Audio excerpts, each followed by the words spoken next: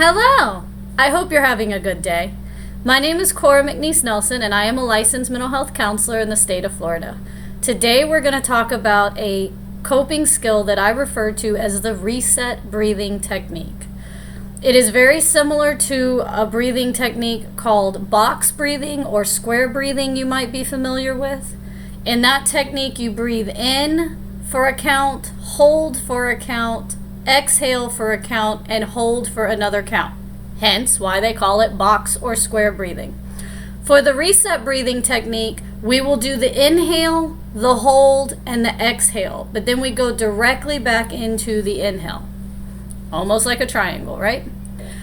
First, before we get started, what I would like you to do is to use a ranking scale of 1 to 10. 1 is completely calm and relaxed. 10 is full-blown panic attack, absolute rage, like you're headed to the hospital, emergency situation.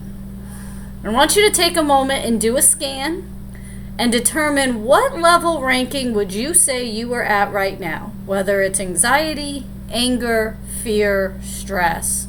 But how would you rank it on a 1 to 10 scale? You got it? Okay. Now you're going to sit back and relax. Have your legs and your arms uncrossed. We're going to breathe in through your nose, inflating your lungs and your diaphragm for the count of 4. We're going to hold that breath for a count of 4. And then we're going to exhale in a controlled breath for a count of 4. Almost like your lungs and your diaphragm are a beach ball squeezing air out. So it will look like this. Watch.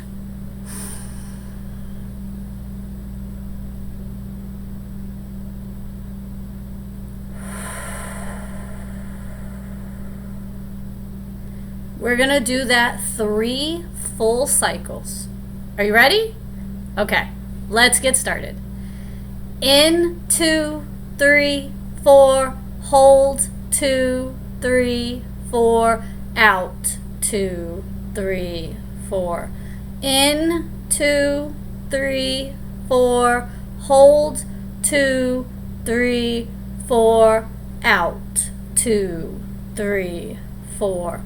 In, 2, 3, 4, hold, 2, 3, 4, out, 2, 3, 4. How do you feel? Use that same ranking we talked about earlier, that 1 to 10. Where do you feel now? Did you notice at least a 3-point drop? On average, most people will report a 3-point drop from beginning the exercise till after the exercise. Now, why this happens is because when you are anxious or stressed or even angry, your body goes into flight, fight, or freeze mode. And your body produces adrenaline. You kind of go back into that instinctual part of the brain. The whole point is to survive whatever you anticipate is coming at you. But sometimes we have that reaction when we are in no danger at all. So the reset breathing allows us to kind of stop that in its tracks and settle it down. Almost like when your computer's going a little haywire, they often will tell you if you can't get it fixed, shut it down and reboot.